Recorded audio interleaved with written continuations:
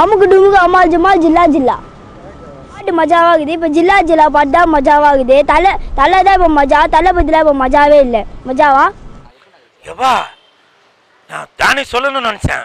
துணிவு ஜில்லா ஜில்லா song ஐயோயோ எப்பா நானே என்ன அறியாமலே கிட்டுக்கிட்டுன்னு ஆடுறேன். அவ்வளோ சூப்பராக இருக்குது. தலை நீங்கள் எப்போவுமே தலை, சாதாரண தலை இல்லை, தலைநகரத்தின் தலை.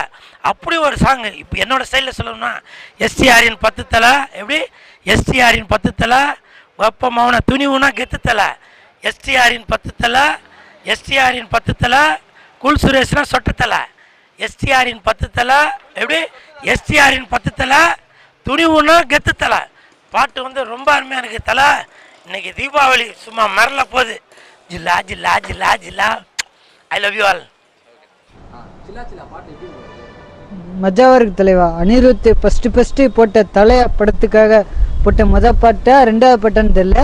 ஆனால் இந்த பாட்டு நல்லா இருக்குது தலைவா, நல்லா ஓடும். சில்லா சாங் வந்து மஜாவாக இருக்குது. இம்ரான் மியூசிக்னாலே வேறு லெவல் தலைவா. அதில் படத்தில் போட்டது வேறு லெவல். இது மறக்கவே முடியாது, அந்தளவுக்கு போட்டிருக்கு. உழைப்பு என்ற சொல்லுக்கு மறுபெயர் நீ, உழைப்பு என்ற சொல்லுக்கு மறுபெயர் நீ, பல தடைகளை தாண்டிய தலைவன் நீ, பல தடைகளை தாண்டிய தலைவன் நீ, ரசிகர் மனதில் என்றும் அழியாமல் நிற்கும் எங்கள் தலை, எங்கள் தலை, எங்கள் தலை. நன்றி, வணக்கம். எனக்கு தலை அப்டேட்டு நான் எதுவுமே பார்க்க மாட்டேன். தளபதி அப்டேட் மட்டும் தான். எனக்கு அந்தளவுக்கு ஒன்றும் பெருசாக ஒன்றும் ஈடுபாடு இல்லை. இதில் அனிருத் பாடியிருக்கு. அனிருத் தளபதிக்கு பாடியிருந்தாருன்னா இந்நேரம் வேறு மாரி இருந்திருக்கும். தலை பிடிக்காதெல்லாம் இல்லை, அது தளபதி வரையும் அவ்வளோதான். நான் இப்போ இதிலே தெரியா, நான் ஒரு வாரிசு தான் ஃபஸ்ட்டு போவேன். நான் தளபதி தான் ப்ரோ. அதோட ஓகே, தேங்க்யூ. ஆமாம் சார், கேள்விப்பட்டிருக்கேன். பட் அந்த அதாவது என்ன சொல்கிறது, விஜய் சாரோட படம் வர டைமில் தான் அதுவும் ரிலீஸ் பண்ண போகிறாங்க.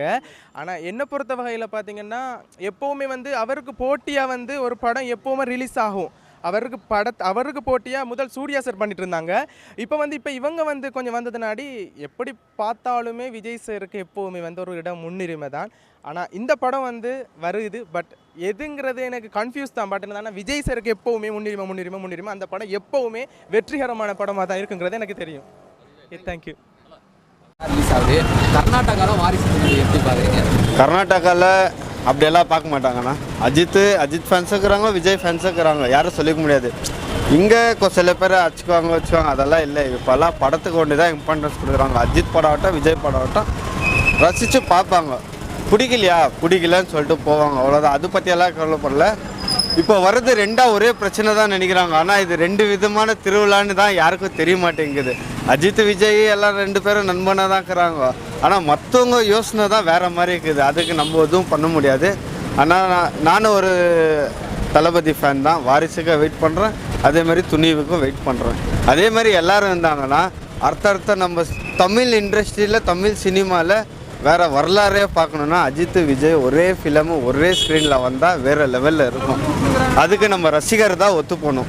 அது ஒத்து போனாங்கன்னா கூடிய சீக்கிரத்தில் வெங்கட் பிரபு ஆகட்டும், இல்லை வேறு இன்னொருத்தர் சங்கர் எல்லாம் யோசிச்சுக்கிறாங்க. நம்ம ரசிகர் ஒத்து போனால் அவங்களும் ஒத்து போவாங்க. இதுக்கு ஒன்று தளபதி வந்து கொஞ்ச நேரம் ஃபேன்ஸுக்கிட்ட பேசினா ஃபேன்ஸ் ஒத்துக்குவாங்கன்னு நினைக்கிறேன். அது ஒத்துக்குன்னா இடீ இந்தியாவிலே நம்பர் 1 ஃபிலம்னா அந்த ஃபிலம் தான் இருக்கும். தளபதி சேர்ந்து நடிக்கிற ஃபிலமாக தான் இருக்கும். நான் எனி மூவி பார்ப்பேன். தலையோ தளபதியோ என்ன மூவி வந்தாலும் நான் பார்ப்பேன். அப்படிலாம் இல்லை, எனக்கு ஸ்டோரி தான். அதனால் எனி மூவி பார்ப்பேன். நான் மொக்க பீஸ்டையும் பார்த்துருக்கேன், மொக்க அட்டகாசம் பார்த்துருக்கேன். எனி மூவி நான் பார்ப்பேன். தேங்க்யூ.